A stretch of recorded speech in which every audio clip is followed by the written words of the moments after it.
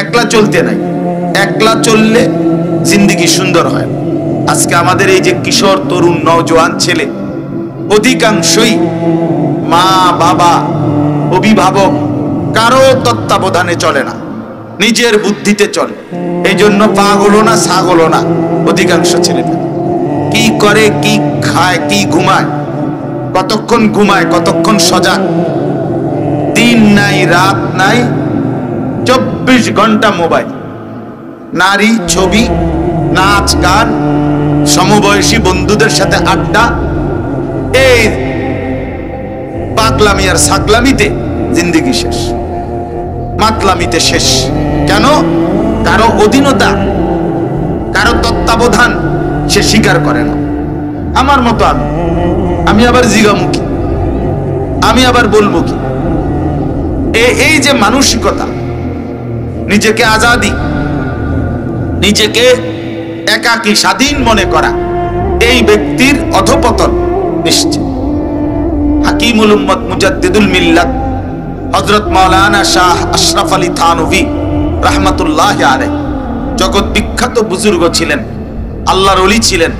উনি বলতেন যে মুস্তাকিল বিজাত ও মুস্তাকিল বদজাত, যে নিজেকে মনে করে আমি স্বয়ং সম্পূর্ণ, আমি একাই সব বুঝি, উনি বলেন সে একটা মুস্তাকিল স্বয়ং সম্পূর্ণ বদজাত।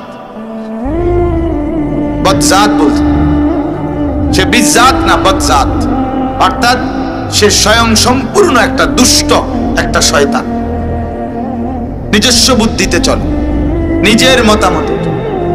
কোরআন শরীফে আল্লাহ তাআলা বলছেন নিজের সিদ্ধান্তে, নিজের মতামতে, নিজের ইচ্ছায় যে চলে, আল্লাহ তাকে বলছে সে জানোয়ার।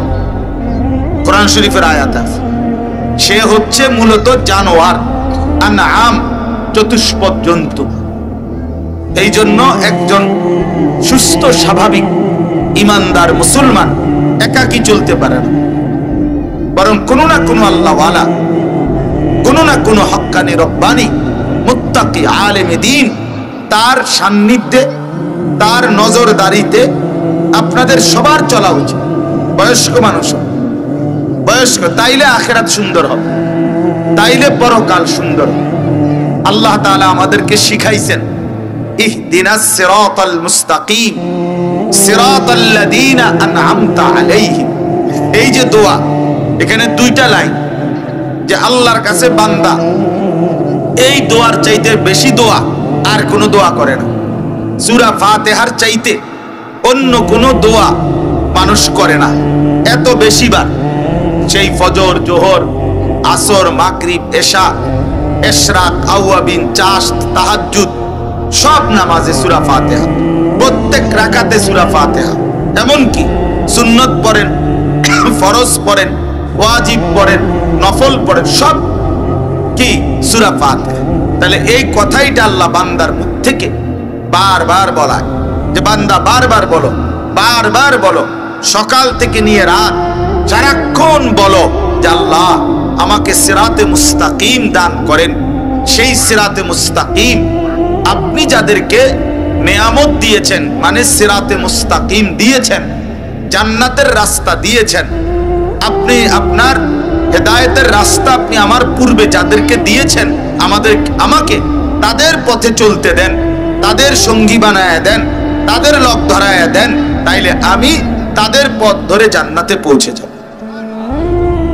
এখানে স্পষ্ট বোঝা যায় আল্লাহ তাআলা বান্দাকে বলছে, বান্দা দোয়া করো যে আল্লাহ আপনি আমার একজন আল্লাহওয়ালা মিলায় দেন, আপনার নেয়ামত প্রাপ্ত বান্দা মিলায় দেন, তাইলে জীবন সুন্দর হয়। কোরআন শরীফে আছে আল্লাহ তাআলা হাসরের ময়দানে ইমানদার বান্দাদেরকে কি বলবে? বলবে ইরজিই ইলা রাব্বিক, আমি আল্লাহর কাছে তোমরা আসো, রাদিয়াতাম মারদিয়া, তোমরাও আমার উপরে খুশি, আমিও তোমাদের উপরে খুশি।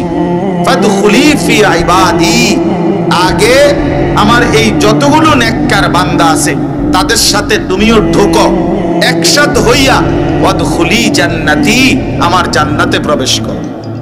তাহলে আগে ওইখানে ঢোকো, তুমি দেখবা ওইখানে জুনায়েদ বাগদাদি আছে, বায়েজিদ বোস্তামি আছে, আব্দুল কাদের জিলানী আছে, আবু বকর, ওমর, উসমান, আলী আছে, বড় বড় আমার মহব্বতের বান্দারা ওইখানে আছে, তুমি ইমানদারও তাদের সাথে ঢোকো, একসাথে জান্নাতে যাও। তার মানে দুনিয়ায় যেমন আল্লাহওয়ালার সাথে ছিলা, জান্নাতেও আমার আল্লাহওয়ালা বান্দাদের সঙ্গী হয়ে ঢোকো। এজন্য আল্লাহ তাআলার কোন প্রিয় বান্দা তার তত্ত্বাবধানে থাকা, তার অধীনে নিজেকে চালানো। শুধু আমি অমুকের ভক্ত এটা যথেষ্ট। তুই আমনে ভক্ত, আমনে হুজুর আমি আমনের ভক্ত। কি ভক্ত? আমনের মুখে বিড়ি, আমনে আমার কির ভক্ত? বাটফারি কথা কোন? কিসের ভক্ত আমনে? আপনি সুদের টাকা খান, হারাম টাকা খান, আপনি কিস্তি খান নেন, আপনি আমার কিসের ভক্ত? মিথ্যা কথা বলেন কীর্তেন। আপনার মতো ভক্ত দিয়ে আমি ঘাস কাটিনি। কথা বলেন না কেন? এটা কি ভক্ত? এটা সিটারি কথা না? আপনি কিসের ভক্ত আমার? আপনি সারাক্ষণ টেলিভিশন দেখেন, নাচ গান দেখেন, নর্তকী দেখেন, নাটক সিনেমা দেখেন, আপনি 2000 আমি আপনার ভক্ত। আপনি আমার কির ভক্ত? আপনার মতো এরকম ফালতু ভক্ত দিয়ে আমি কি করব বলেন? এটা কোনো ভক্ত হইল? এটা কোনো ভক্ত হইল? কোনো তো ধোঁকা, এ তো মিথ্যা কথা। ভক্ত তো হবে যে হুজুর আমি ওলামায়ে কেরামকে অনুসরণ করতে চেষ্টা করি, আল্লাহওয়ালাদেরকে অনুসরণ করতে চেষ্টা করি, উনাদের পছন্দ মতো দিক নির্দেশনা মতো জীবন চালাইতে চেষ্টা করি, এটা না ভক্ত। দেখা হইলে 10 টাকা দিলেন, দেখা হইলে 20 টাকা দিলেন, 50 টাকা 100 টাকা, খালাস বেহেশতের বুঝেই গেছে। বেহেশত মামুর বাড়ি, বেহেশতের মূল্য 100 টাকা, বেহেশতের মূল্য 200 টাকা। বেহেশত কি একটা রুম? তাই বলে? এটা কোন ধরনের কথা? এই জন্য বাপ মাদেরকেও বলি, বোন আপনাদেরকেও বলি, এক মুসলমান ইমানদার একা চলতেন, একা চললেই শয়তান তাকে খপ করে ধরে ফেলে। হাদিসের মধ্যে আছে আল্লাহর নবী সাল্লাল্লাহু আলাইহি সাল্লাম বলেন, বকরির পাল মানে ছাগল একসাথে যেখানে চরে ঘাস খায়, তো ওইখান থেকে বিচ্ছিন্ন হইতে নাই। কোন ছাগল যদি আলাদা হয়ে যায় তো বাঘে বা অন্য কোনো প্রাণী ওই বিচ্ছিন্ন একক ছাগলটাকেই আক্রমণ করে। সঙ্গবদ্ধ থাকলে কি করে না? আক্রমণ করে না। তো আল্লাহর নবী সাল্লাল্লাহু আলাইহি সাল্লাম বলছেন এই জন্য একা চলতে নাই, একা চললেই শয়তান ধরে ফেলবে। একা চলা মানে অর্থ হইল নিজের বুদ্ধিতে চলা, নিজের বুদ্ধিতে চলা। তাহলে আজকে মূল বক্তব্য এটা, আপনারা প্রত্যেকেই নজরদারি, আপনারা যারা বয়স্ক আছেন আপনাদের সন্তানদেরকে কোন আল্লাহওয়ালার সাথে পরিচয় করায় দেন, কোন হক্কানি আলেমের সাথে তুলে দেন যে হুজুর আমার ছেলেটা আপনি নজর রাখেন। ছেলেটারে বুঝাইয়া বলেন বাবা নিজে নিজে চইল না, নিজে নিজে চইল না। আমার ছেলে, বড় ছেলে সালমান, ওর বয়স যখন 7 বছর বা 8 বছর কাছাকাছি, তখনই আমি আমার খুলনার হজরত, বাংলাদেশের এক বড় বুজুর্গ আল্লাহওয়ালা, খুলনা বাড়ি হজরতের, আমার মাদ্রাসায় সব সময় আসে। এই গত 14 তারিখও আসছেন হজরত আমার মাদ্রাসার বার্ষিক মাহফিলে। আমার ছেলের বয়স এখন 14, তো 8 বছর বয়সে আমি তাকে হজরতের হাতে হাত রাইখা বায়াত করাইছি যে হজরত আপনার মুরিদ সে। ছোটবেলা কিছু না বুঝো, কিন্তু এতটুকু আপনি বুঝেন যে এই ছেলে আপনার মুরিদ, আপনি দোয়া করে দেন। এখন যেদিন বুঝে বুঝবো। তো এই বছর হজরত ছিল, তা আমি বলছি বাবা তুমি হজরতের খেদমত করো, খানা আইনা দাও, পানি আইনা দাও, গরম পানি আইনা দাও, রুমাল, হজরতের গামছা, তোয়ালে এগুলো গুছাইয়া দাও। হ্যাঁ, এই খেদমত এক আল্লাহওয়ালার সাথে তাকে তুলে দেওয়া, এক নেককার আল্লাহর বান্দার সাথে তাকে কি করে দেওয়া, জুড়ে দেওয়া, এটা উচিত। এটা আগে ছিল। আগে বাপ চাচা মুরব্বীরা নাতিরে ফুতেরে নিয়া নিয়া বুজুর্গ আল্লাহওয়ালা ওলামা মসজিদের ইমাম সাহেব ওনাদের কাছে নিতেন, শুনাইতেন, কথা বলতেন, নসিহত করাইতেন। এখন অপদার্থের মতো একটা মোবাইলের হাতে ধরে ছেড়ে দিছে, একটা মোবাইল দিয়ে দিছে। এইবার এই জানোয়ারের মতো, হাইওয়ানের মতো 24 ঘন্টা নাচ গান, উলঙ্গ ছবি, নর্তকী, জিনা ব্যভিচারের দৃশ্য, এই অসভ্যতা ছাড়া এই হাইওয়ানের আর কোনো কাজ নেই। কিসের মা, কিসের বাপ, কিসের ধর্ম, কিসের ইজ্জত, কিসের সম্মান, কিচ্ছুর খবর নেই, কিচ্ছুর খবর নাই। বাপেরও খবর নাই, মারও খবর নাই। সবাই ব্যস্ত, এখন ছেলে ফেলে নিজে নিজে নষ্ট হয়ে যাইতেছে, আর মা বাবার ফিকির বিল্ডিং, দালান, খাট, সোফা, ফার্নিচার এডি লইয়া বেটারা পাগল হইছে, এডি বানান লইয়া ব্যস্ত। কেবল বিল্ডিং বানাও, খাট বানাও, সোফা বানাও, ফার্নিচার বানাও, আর ওইখানে এবটা ফার্নিচার বানায়, এবটা কাঠ মিস্ত্রির সামনে বইয়ে রইছে, এবটা রাজমিস্ত্রির সামনে বসে রইছে, এবটা নিজে ফানি দেয়, আর ওই শয়তানে বসে বসে মোবাইল টিপে, যেই শয়তানের জন্য ঘর বানাইতেছে, বুঝেন নাই? ওই ইবলিস বসে বসে উলঙ্গ ছবি দেখে, আর ওই জানোয়ারের জন্য এই অপদার্থ বাপ এবটা এবটা লেগে বিল্ডিং বানা। বেউকুফ কোথাকার, তুমিও বেউকুফ, তোমার ফুতোও বেউকুফ, তুমিও আহাম্মক, তোমার ফুতো আহাম্মক, দুইজনেই বেউকুফ। বেটা তুমি বন্ধ করে দাও যে তোর মতো নাফরমান সন্তান যে আল্লাহর ইবাদত করো না, যা বেটা তোর মতো বেঈমান আমার দরকার নাই। বেটা তুই কিসের ছেলে আমার? বেটা তুই আমার কিসের সন্তান? বেটা 365 দিনে খোদার একটা বছরে কোনদিন ফজরের নামাজ পড়ো না, তোর মতো জানোয়ার আমার সন্তান কিভাবে? বলেন, একজন বাপ কি এটা বলতে পারে না? মাতে না, মাতেই না। আমরা মাতে হাতে হোতারতে উঠতে যে বাইর হয়, আরেকবার রাইতে হোতার টাইমে আইসা ঘরে ঢোকে, তো কিরে তোর বাপ কই, তোর মা কই, তোর অভিভাবক কই? তার মোবাইল তার আব্বা, তার মোবাইলটাই তার মা, তার সমবয়সী কিছু বন্ধু শয়তানগুলোর সাথে চলে, সারাক্ষণ চুল, সারাক্ষণ জামা, আর এই খানা দানা, এই বিশ্রী অসভ্য নোংরা কথা, মহিলা নিয়া, মেয়ে নিয়া, নারী নিয়া উলঙ্গ কথাবার্তা, ছবি, এই এই অসভ্যতা, এই জিন্দেগি। এরই নাম জীবন, এরই নাম সংসার। বাবা মা একরকম, সন্তান আরেক রকম। এটা কি ধরনের সংসার হইল? এটা সংসার কিভাবে? এটা পরিবার কিভাবে? এই জন্য মা বোন যারা শুনতেছেন, আপনাদেরকেও বলি, জীবনের যুদ্ধ করেন। জীবনের সবচেয়ে বড় সফলতা কোন মা বাবার, আল্লাহর কসম নবী বলছেন যে মা বাপ তার সন্তানকে, মা নাহালা ওয়ালিদুন ওয়ালাদাহু মিন নুহলিন মিন আদাবিন হাসান, নবী সাল্লাল্লাহু আলাইহি সাল্লাম বলেন যে মা বাপ তার সন্তানকে উত্তম আদব শিখিয়েছেন, উত্তম আখলাক শিখাইছেন, মুসলমান বানাইছেন, ইমানদার বানায় দিছেন, নেককার বানায় দিছেন, আল্লাহর কসম সেই মা বাপ তার সন্তানের জন্য সবচেয়ে বড় উপঢৌকন রেখে গেছেন। নবীজি বলছেন, নবীজি রেখে গেছেন। আমনের ফুত, আমনে বাপ, আমনের চেহারা একরকম, আমনের ফুতের চেহারা আর একরকম। আমনের লগে আমনের ফুতের চুলের কোনো মিল নাই, আমনের লগে আমনের ফুতের চেহারারও কোনো মিল নাই। আমনের ফুতে সিবা প্যান্ট ফিন্দা আড়ে, আমনে বয়ে বয়ে আলাপ মারেন। আমনের ফুত কি এর ফুত? এটা কি ধরনের সন্তান?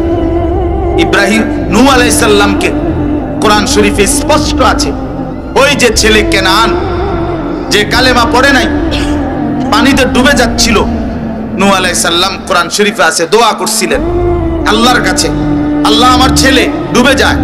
আল্লাহ বলছে, ইয়া নূহ ইন্নাহু লাইসা মিন আহলিক, হে নূহ সাবধান, এটা তোমার সন্তান নয়। এটা কোরআন শরীফের আয়াত। আল্লাহ বলছে এই বেঈমান সন্তান তোমার হইতে পারে না, এ বেঈমান। ইন্নাহু আমালুন গায়রু সালিহ, এ নাফরমান সন্তান, গায়রু সালিহ, সে নেক আমল করে নাই, আমার হুকুম মানে নাই, অতএব এই বেঈমান তোমার সন্তান হইতে পারে না। ফালা তাসআলনি, কোরআন শরীফের আয়াত। সাবধান নূহ, আর একবারও আমি আল্লাহর কাছে তার জন্য কিছু চাইবা না। সরাসরি কোরআনের আয়াত। হ্যাঁ, এক ওয়াক্ত নামাজ পড়ে না, হ্যাঁ বড়া দোয়া করে, আল্লাহ জি ভূতেরে বাতে ভূতে খাওয়াইও, বাতে কাল বা জীবন মানে উদা বাতের থালা। বলেন কেন সন্তানকে বঞ্চিত করলেন? মুসলমানের বাচ্চা আল্লাহর কোরআন পড়তে পারে না, এর চাইতে বড় লানত, অভিশাপ আর কি হইতে পারে না?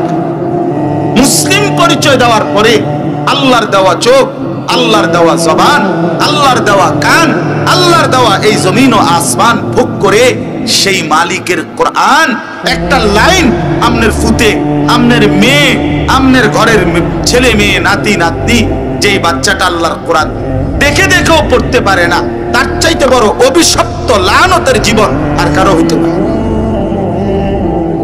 লানত এই জীবনের উপরে, অভিশাপ, খোদার গজব এই জীবনের উপরে, যে জীবন তার মালিকের নাম নিতে পারে না। ওই জবানের কি মূল্য, ওই চোখের কি মূল্য, ওই কানের কি মূল্য? আল্লাহর জন্য কোরআন বলছে বেঈমান নাফরমান তাদের দিল আছে কিছুই বোঝে না, তাদের কান আছে কিছুই শোনে না, তাদের চোখ আছে কিছুই দেখে না। তা তাইলে পৃথিবীতে যারা কাফের বেঈমান তারা কিছু দেখে না, কথা বলেন না কেন? তারা কিছু শুনে না, তো আল্লাহ যে বললো দেখে না, আল্লাহ যে বললো শুনে না, আল্লাহ যে বললো বোঝে না, তাহলে বুঝা গেল আল্লাহকে বাদ দিয়ে গোটা দুনিয়া বুঝলেও এটা কোনো বুঝ না, আল্লাহকে বাদ দিয়ে গোটা দুনিয়া দেখলেও এটা কোনো দেখা না, আল্লাহকে বাদ দিয়ে গোটা দুনিয়া শুনলেও এটা কোনো শোনা না। এটাই আল্লাহ বুঝাইতে চাইছে। আমাকে বাদ দিয়ে গোটা দুনিয়া বুঝলেও কোনো বুঝ হলো না। তো আপনারা আপনাদের ছেলেদেরকে আল্লাহর কোরআন পড়াবেন, আপনারা আপনাদের মেয়েদেরকে আল্লাহর কোরআন পড়াবেন, এটা জরুরি বাবা, বাধ্যতামূলক। আজকে দেখেন কি পরিমাণ ছোট ছোট বাচ্চা, বহুত পেরেশানি ছিল ফখরুলের, সবাই করছেন আপনাদের। আমার মনে আছে শুরুতেই আলহামদুলিল্লাহ আবুল কালাম ভাই সহ আরো যারা ছিলেন সবাই আপনারা আন্তরিকতা দেখাইছেন। আপনাদের এই আন্তরিকতায় মাদ্রাসা চালু হয়েছে। হ্যাঁ, আপনাদের বাচ্চাগুলো আল্লাহর কোরআন শিখতেছে, মেয়েগুলো সূরা কেরাত, দোয়া, কালাম শিখতেছে। এই সবগুলো নেকি পুরা মহল্লাবাসীর আমলনামায় যোগ হবে ইনশাআল্লাহ, কোনো সন্দেহ নেই, কোনো সন্দেহ। মাহমুদের এই মাদ্রাসা, আমাদের দেওয়া নাম মাদ্রাসাতুত তাকওয়া, আলহামদুলিল্লাহ। ওই মাদ্রাসাও মাহমুদ তো আমারও ছাত্র, আমার প্রথম খাদেম, আমার জিন্দেগির প্রথম খাদেম মাহমুদ।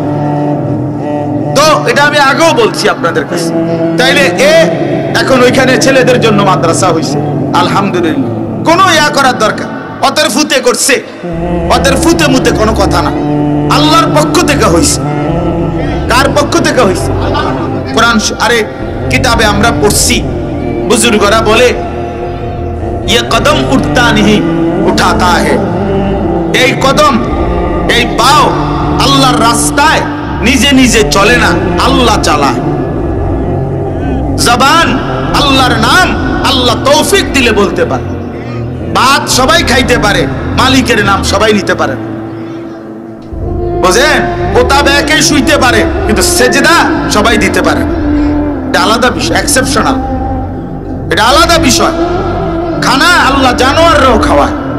ছেলেরা তোমরাও মনে রাখো বেটা, ভাত মাছ ঘুম খানা পেশাব পায়খানা এটা কুত্তাও খায়, কুত্তাও খায়।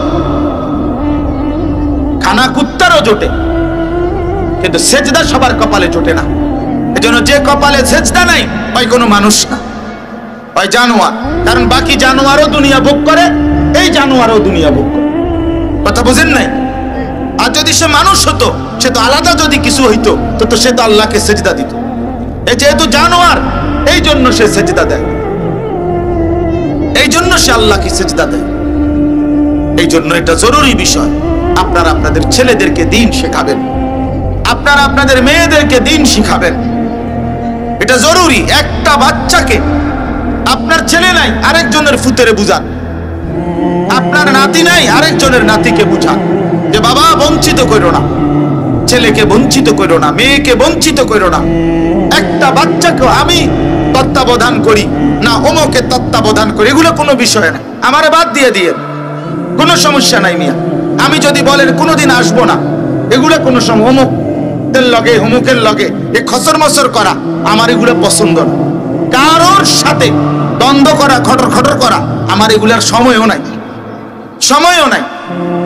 আলহামদুলিল্লাহ আপনাদের দোয়ায়, আপনাদের এই ভালোবাসা নিয়ে সারাটা দিন ঘুম থেকে উঠলে আরেকবার রাতের 3টা পর্যন্ত সারাটা দিন দৌড়ের উপরে, দৌড়ের উপরে। এমনি বলতেছি এটা বুঝার জন্য, এটা ফুটাঙ্গিরি মারার জন্য না, বুঝাইতে চাইতেছি। কারো হিংসা করা, কারো বদনাম করা, অমুকের তমুকের।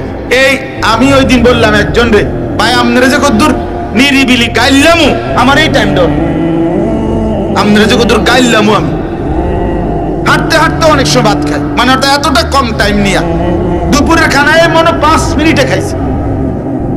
দুপুরে এখানে আসার আগেও কোম্পানিগঞ্জ ওই শারমিন ব্রিকফিল্ডে একটা মাদ্রাসা নিয়া প্রায় 1 ঘন্টা মিটিং করে তারপরে এখন আইছি। এই এখন বুঝাইতে চাইলাম আপনারা আপনাদের মাদ্রাসা আলহামদুলিল্লাহ আল্লাহর দয়ায় আপনাদেরই সন্তান ফখরুল, আপনাদেরই সন্তান মাহমুদ, তো আল্লাহর দয়ায় 2টা মাদ্রাসা হয়ে গেছে। এখন আপনাদের দায়িত্ব সবাই মিলে সহযোগিতা করা, ঠিক কিনা বলেন? আমরা সহযোগিতা করব তো ইনশাআল্লাহ। নওজোয়ান ছেলে তোমরাও সহযোগিতা করবা, 10 টাকা দিবা, 10 টাকা। টাকা নাই জিঙ্গাইবা ভাই, ভালো আছেননি, কোনো অসুবিধা আসেনি ভাই, আমি কোনো সহযোগিতা করতে পারি কিনা ভাই, এ দূর বলিও, তাইলেও বরকত হইব, তুমি সওয়াব পাইয়া। আচ্ছা এ দূর না, একটা হাসি দিও। রাসূলুল্লাহ সাল্লাল্লাহু আলাইহি ওয়াসাল্লাম বলছে ওয়ালাউ বিতালকিন হাসান, প্রয়োজনে তুমি একটা হাসি মুখে তাকাইও। নবী বলছে আল্লাহর রাস্তায় সদকা করার সওয়াব পাইবে। নবী বলছে ফাবিকালিমাতিন তাইয়্যিবা, একটা শব্দ ভালো কথা বইলো, ভাই আল্লাহ আপনার মাদ্রাসায় বরকত দেন, আপনার আরো ছাত্র মিলায় দেন, মাদ্রাসা আল্লাহ কবুল করেন, খালাস। হাঁটতে হাঁটতে দূর বলে যাও, দেখবা আল্লাহ তোমার এর দ্বারাও সদকার সওয়াব দান করবে। বিরোধী না হও, বিরোধী না হও, কোনোভাবেই যেন কিছু ভাল লাগে না, চুপ থাকেন, কিন্তু আপনার নাম যেন উচ্চারিত না হয় যে এই লোকটা মসজিদ বিরোধী, এই লোকটা মাদ্রাসা বিরোধী, এই লোকটা খানকা বিরোধী, এই লোকটা আল্লাহ ওয়ালাদের বিরোধী, এমন নাম যেন আপনার ব্যাপারে উচ্চারিত না হয়। এটা বড় জরুরি বিষয়। ওয়ালা তাকুন খামিসান ফাতাহলিক, আল্লাহ রাসূল বলছে উল্টা পথে হইও না, দ্বীনের, কোরআনের, সুন্নাত, মসজিদ, মাদ্রাসা, উলামা, তোলাবা তার বিপরীত কিছু হইও না, উল্টাটা কইরো না, বিরোধী শক্তি হইও না, তাহলে তুমি ধ্বংস হয়ে যাবে। নবীজি বলছে। আল্লাহ তাআলা আমাদেরকে তৌফিক দান করেন, আজকের এই সুন্দর মাহফিল মজলিস আল্লাহ কবুল করে নেন। আপনাদের কাছে আমার অনুরোধ, আপনাদের শেষ অনুরোধ, আপনারা খাট পালং সোফা ফার্নিচার বিল্ডিং দালানের চাইতেও সন্তানের প্রতি আরেকটু মনোযোগী হন। বিল্ডিং না হলেও চলতো, কিন্তু সন্তানের আখলাক নষ্ট হলে বাবা আপনিও কষ্ট পাবেন, সেও কষ্ট। যার ছেলে নাফরমান তার জন্য ছেলেও আযাবের মুখোমুখি হবে, আর ছেলেটা কেন নাফরমান হলো এই জন্য বাবাকেও হাসরের ময়দানে প্রশ্নের মুখোমুখি হইতে হবে। এই বিপদ দুজনের, এই বিপদ দুজনের হবে। কাঠ বানাইয়া না দিলেও চলবে, সোফা বানাইয়া না দিলেও চলবে, ওই পরে বানাইবে, অসুবিধা কি? আমরা 5 ভাই, 2015 সালে আমার আব্বা ইন্তেকাল করছে আগস্ট মাসে। আমাদের 5 ভাইয়ের জন্য কোনো ঘর করে দিয়ে যায় নাই আব্বা, আমার আব্বার হায়াতে ঘর করতে পারে নাই, আমাদের জন্য কোনো পৃথক ঘর করে নাই বাবা। আমরা একটা সরকারি বাসার মধ্যে থাকতাম আব্বার আমলটা। তো এখন 9 বছর হয়েছে, 2015 পরে 2024 সাল, 9 বছরের ব্যবধানে আলহামদুলিল্লাহ বাবার ইন্তেকালের পরে আমরা 5 ভাই আলাদা আলাদা জমি কিনছি, আলাদা আলাদা বিল্ডিং করে 5 ভাইয়েরই পৃথক পৃথক কাছাকাছি জায়গার মধ্যে সবার আলাদা আলাদা ফ্যামিলি নিয়ে এখন প্রত্যেকেই পৃথক বিল্ডিং এই থাকি। আমগো বিল্ডিং সব দিতে টাইলস আছে, সোফাও আছে, আমরা তো কি এতে বাপ করে দিয়ে যাই না, দেখে একটা ফচ্চা গেছি আমরা। তো এইটা কোনো কথা হইল বিয়া না? আমি থাকতেই সুদে পারি, কিস্তিতে পারি, লোনে পারি, বাটপারি করে পারি, সিটারি করে পারি, আমি থাকতেই জিফুতের সব করে দিয়ে যাইতে হইব। আমি মরলে তারা কি করব? না আমনে মরলে তারা ঘাস কাটবো? আমনে একমাত্র কামলা হইছেন, আর কেউ কামলা না। আমনে মরার পরে পৃথিবীতে সব আয় রোজগার সব বন্ধ নাকি? তো তাইলে আপনি এটা কি বললেন যে আমি মরলে তারা কেমনে চলবো? আমনের বাপ মরাতে আমনে যেমনে চলছেন, আমনে মরলো আমনের ফুটনাতি এমনি চলবে। কথা বলেন না কেন? আমাদের পূর্বপুরুষ মারা গেছে না, তো তাদের মরার পরে আমরা মরে গেছি। আল্লাহ আমাদেরকে বুঝ দান করেন।